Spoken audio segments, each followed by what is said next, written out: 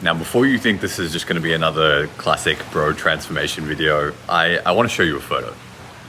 And this is me. I started training when I was 15. And over the next 9 years, I'll work out anywhere between 4 and 6, 7 times a week. I tried every single diet I could under the sun.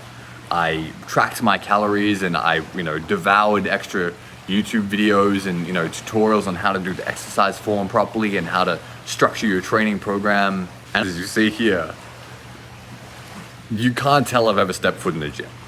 Now, if you've ever tried to emulate the amazing transformations that you've seen online, but you've failed over and over again and all you end up with is just a collection of before photos that look exactly the same despite you working hard, training hard, working on your diet, making sacrifices in your life, then I'm making this video for you. Now, someone else who had that problem for a long time as well was a client of mine, Lawrence. Now, Lawrence and I only worked together for 12 weeks back in the start of January of last year. So I cannot and do not pretend to take all of the credit for his incredible transformation during that time. That is a credit to his discipline, to his character, and to the hard work that he's done every single step of that way. Now, when Lawrence first came to me, he told me that he had a similar story. He told me that he'd always struggled with his weight. He told me that he'd always struggled. He'd taken a bunch of before photos. He was working really hard in the gym. He'd done the calorie counting thing before. He'd actually lost a lot of weight in the past, only to find himself put it back on after some time. What happens inside a person that makes them struggle to do what they know they should do?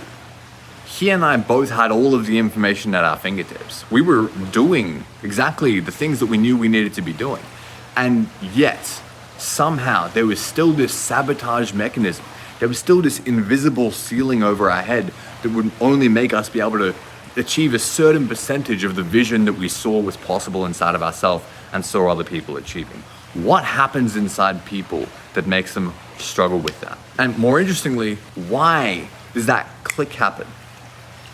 Where all of a sudden they feel like they can break through that ceiling.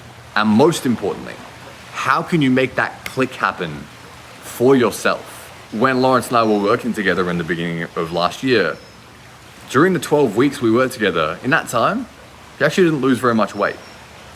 But although he was, yes, still training and learning about his nutrition, he wasn't doing a weight loss program.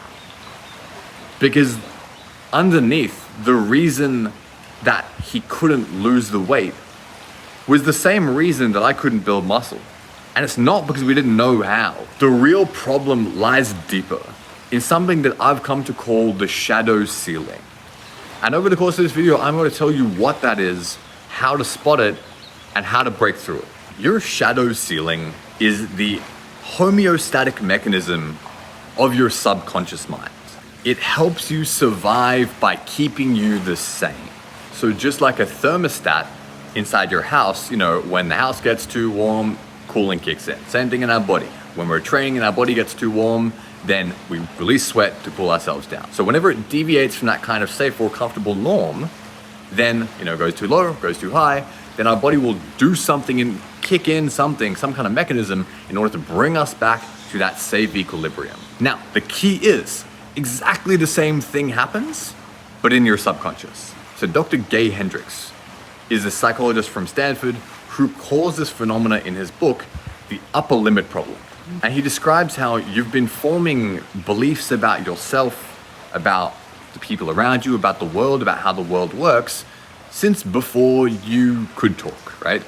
And if you didn't do this, you wouldn't survive in the environment. Our only goal when we're kind of young and incapable of doing absolutely everything is to survive. And how do we survive? We learn by trying to make things more predictable, trying to understand how the world works. And so all of these beliefs, all of these experiences, the aggregate of those form this survival set point that has upper-lower limits that behave in a very, very similar way to a thermostat.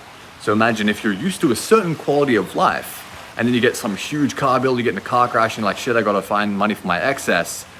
You're like, okay, well, fuck, I need to work a bit harder. It's like it's threatening dropping below a certain standard. I need to work a bit harder, pick up some more hours at work in order to bring myself back so I can still, live the kind of quality of life that I'm used to living. The kicker is that the flip side is also true. When things start to get a little bit too good in our relationship, Or when things start to go a little bit too well in the gym, we're like, hey, I'm starting to feel pretty good. I'm starting to look pretty good. Okay, starting to see some progress.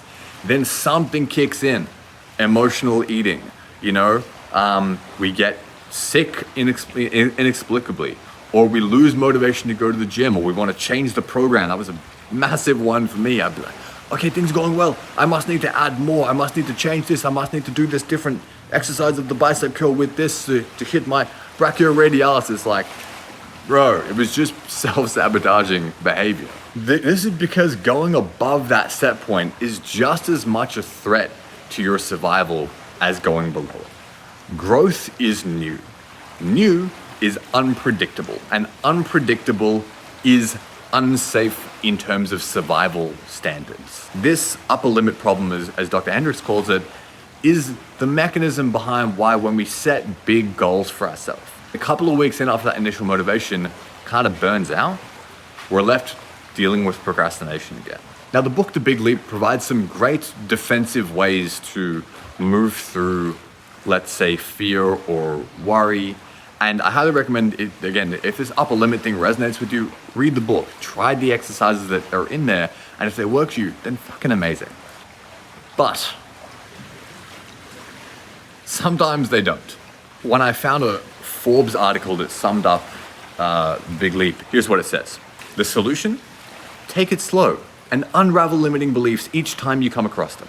You have to go through a process of retraining your brain to consider success and joy as normal and safe. Now, when I read stuff like this, or when I used to read stuff like this especially, I'd be like, if you can unravel limiting beliefs each time you come across them, by reading that on a page and just do it, more power to you. And after a lot of work, I kind of get why people say, oh, you can just do it. Because sometimes you can. But sometimes you can't. Or if you feel like you can't. Or if you feel like the experience of worrying about, I don't know how the fuck to do that. Or maybe, is this just bullshit? Or what if I'm the one that can't do that? What if there's something's wrong with me? What if other people can do this and I can't? If those experiences dominate the narrative when you try and just sit there and unravel a limiting belief and just let go of a worry or let go of a limiting belief, then I'm fucking with you. Because that was my experience for the whole time, reading all of this self-development stuff, to be like, just let go of the worry. Just let go of the limiting belief. And I'd be like, motherfucker, how? And if you've had that kind of experience dealing with self-help stuff that can sometimes sound a little bit too good to be true, but you still feel trapped by the experience, that's when I find a more useful language that like you're dealing with a shadow ceiling. Your shadow ceiling is the upper boundary of your identity's comfort zone, formed by deeper developmental wounding. It's where the line of that upper limit starts to go dark and starts to get more ingrained and starts to scab over. And when you start to push up against it, not only does it not budge, but the act of doing that causes more pain than not. Your shadow ceiling is calibrated by all of the things that growing up in whatever environment you grew up in, that you learned that you are, you learned that you're not, you learned that you should do, learned that you shouldn't do, learned that you're capable of, learned that you're not capable of, and learned especially that you'll be loved for or that you will have love taken away for. Just quickly. Oh my God. So that whole list, you learned 90% of that, probably more, before you even had a fully formed frontal lobe. So that's why just trying to use higher executive functioning, just trying to use thinking to outthink your thoughts and feelings, if this was encoded inside of you before those areas were even developed, it's like that's why purely trying to think about it differently or reframe it so often doesn't work for people with deeper emotional stuff going on, which is pretty much fucking all of us, let's be honest. When the nice stuff works, do the nice stuff because it's faster and it's easier. If you can just sit down, close your eyes and let something go and move through it, and that's working for you, I honestly believe that eventually that's all the place that we want to get to. But often when we're starting out and that doesn't work, don't beat yourself over and over the head over and over again by trying to do the same thing that's not working, or trying to just like convince yourself that it's working and it feels like you're bullshitting yourself because you probably are. It's like there's deeper work that needs to be done. Now, that deeper work is no walk in the park. It's not the kind of thing that anyone really wakes up in the morning and like clicking their heels and be like, yay, I can't wait to go and do this deep and sometimes quite painful shadow work. But it is the thing that can completely transform not only your result with your body, but also your confidence, your relationship to yourself, and your relationship to other people, especially if those are areas that you constantly find yourself sabotaging, but you don't know how to stop. So how do we actually overcome this? Well, when I first sat down with Lawrence, it wasn't just a matter of here's a training and meal plan, go and do it, right? They say that adherence is the number one thing. Adherence is whether or not you stick to something. In the personal training world, they're like, hey, any training plan can work. The main thing is, do you stick to it or not? And that's quite true. But what is the determining factor of adherence? And the shadow ceiling is something that disrupts adherence for people at all levels of physical capacity. And especially around body composition. Trying to simply break through it, that shadow ceiling, with raw action and grit and discipline, often further ingrains it the more times we bounce off it. The more times that you learn you can't overcome something, the more experience, the reference experience that you have for not being able to do something, the more you learn and start to believe that you live in a world where you can't do it. So just trying to do it over and over again is not a great strategy. Einstein has this great quote I always come back to. You can't solve a problem with the same level of thinking that created it. And people also say stuff, like the definition of insanity is doing the same thing over and over again, right?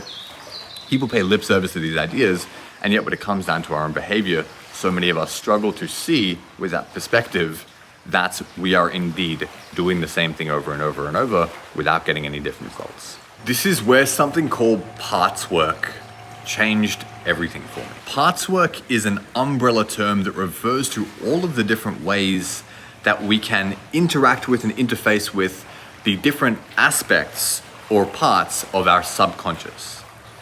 And many people have done this and spoken about this in many different ways. It has a long lineage even in the Western psychology, and many different generations and iterations dating back to things like voice dialogue, things like IFS more recently, and then earlier psychosynthesis, earlier than that, Jungian shadow work. And then it dates even further back for thousands and thousands of more years in wisdom traditions like in the East, like Tibetan Buddhism, for example. There are many different flavors, and to be honest, not all of them are created equal, in my opinion. But when I first discovered this, it gave me a tool to do something very, very specific. Parts work gave me a tool to directly and practically interface with my subconscious limitations I put on myself. So by learning the skill, and I really want to underline the word skill here, by learning the skill of unconditionally loving all of the different parts of your subconscious, we start to build a healthier relationship with ourselves in a very similar way and a very it's equally pragmatic way as we build relationships with other people. I want to be super, super clear about something. I am not a psychologist. I'm not a medical doctor. Nothing I give you is medical advice or a diagnosis of anything. Shadow work and parts work can be dangerous in some situations, especially for the people on the more extremes of the mental health spectrum, if you're with things like severe psychotic disorders or severe dissociative disorders. So all of that, but no human walks this earth without a subconscious. No Western school that I've ever heard of has ever demonstrated giving the remotest fuck about helping young people growing up to deal with the absolute clusterfuck of things that are going on inside our minds. I took psych in school. I actually had a great teacher. And I learned a lot of interesting things about the brain and how it worked. But we learned absolutely fuck all about how to deal with the fact that underneath I sometimes and quite often feel like maybe I'm not worthy of the love and the success that I really deserve. It's something I feel really strong about. Learning to deal with the shit that happened to you cannot be left to the domains of the medical and the pathological alone. And I'm not down with the medical system bashing and, therapy. None of this stuff is exclusive to therapy. Psychologists, doctors, therapists, they do incredible work. But it only takes one look at the mental health statistics to recognize that the systems that we have in place right now are not keeping up with the fucking demand. And interestingly, I've been teaching parts work and training people in this for the last 2 years, and a lot of the people, I think over 10 of the people I've worked with who've come to me have been doctors, psychotherapists, psychologists, and other people in the general health working field.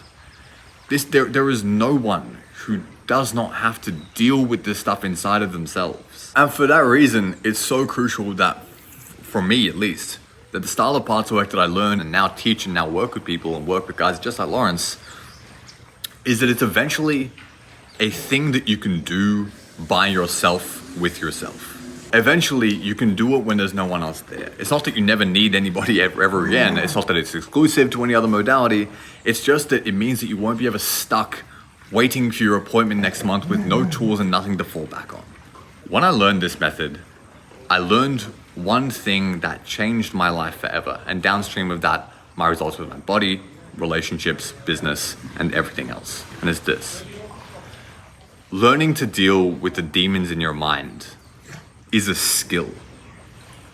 Self-love is not a bumper sticker. It's not some airy-fairy thing that we give lip service to, although it is for some people. Self-love is a skill, and it's a skill that can be learned by fucking anybody in exactly the same way that you can learn any other skill. It's a skill that not only needs practice, it not only can be practiced, it desperately needs practice. But it's one that if you're willing to practice, that you can learn. And as soon as I made the switch from thinking that self-love was some either just like bullshit concept or just some like intellectualization that wasn't gonna make any change, or some conversation I was excluded from because underneath I felt like I fucking hated myself. When I started to realize that it is a skill, it took it down off a pedestal for me, and I was like, I've learned other skills before. Maybe the reason I'm not so good at this is because I've never practiced. And maybe because I've learned other skills that maybe I could learn this one. That was enough of a fucking Hail Mary for me to bite my cynical tongue and give it a shot. And when I did that, my life has literally never been the same. When I learned this method, I was finally able to step out of the crash diets and changing my program and all the different things that were holding me back from getting the results that I really wanted. The irony was that in that process, I was also able to let go of a lot of the hang-ups that I had around my body and a lot of the deep insecurities that even though when I started to build a little bit more muscle, I still felt like it was always never enough and it was always still a really painful process for me. Now, that is no accident that those two things coincided. And in my work with Lawrence, in his words, he had a similar experience. I was sort of thinking like, if you could actually help me or not, just because I'd worked with a few people and I'd made inroads, but it was like quite slow inroads. I was sort of on the teetering point of like, is this just going to be another thing that I just go through and then just sort of stay in the same spot, but maybe just 5% better, just slightly more polished rather than actually having big transformational leaps. One of the things I was struggling with was my weight, sort of using food as a bit of a crutch, and it was just a bit of a stuck cycle. But I think in the past, I was like trying to work on them all in like silos, whereas you brought it sort of all together, but then also connect the mental with the body as well. I think that was like a really big shift for me. Afterwards, it's like I went from talking about all my stuff and just sort of seeing that to actually starting to take actions and hitting the gym harder, eating a lot healthier, being a lot more productive, not feeling as tired anymore.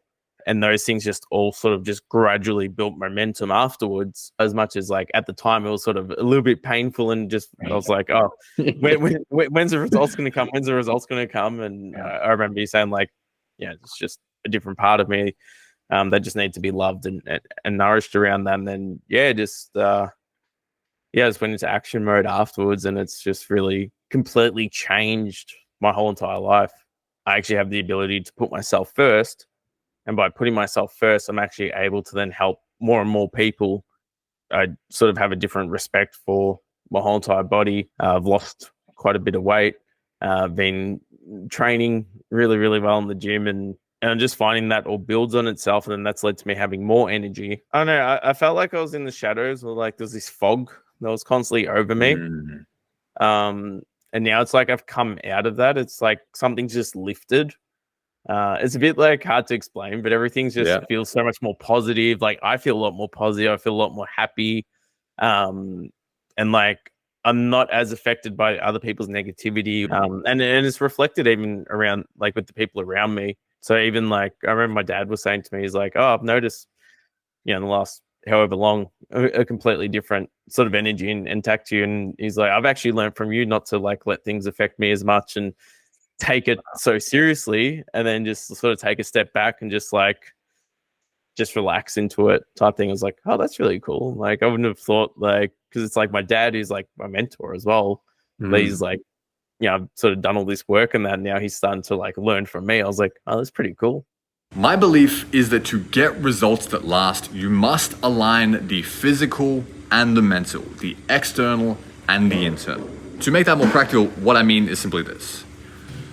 Do the inner work using methodologies like parts work to break through your shadow ceiling by helping you identify, work with, and then dissolve the limitations that we place on ourselves through integrative and subconscious practices. And step number 2 is reinforce those new breakthroughs and aha moments with real world behavior change and meaningful, sustainable action. If this has spoken to you in any way, and you're interested in experiencing this work and seeing if it's for you, and you want to book a free introductory call, you can find the link down in the description and reach out to me. Much love, and I'll see you in the next one.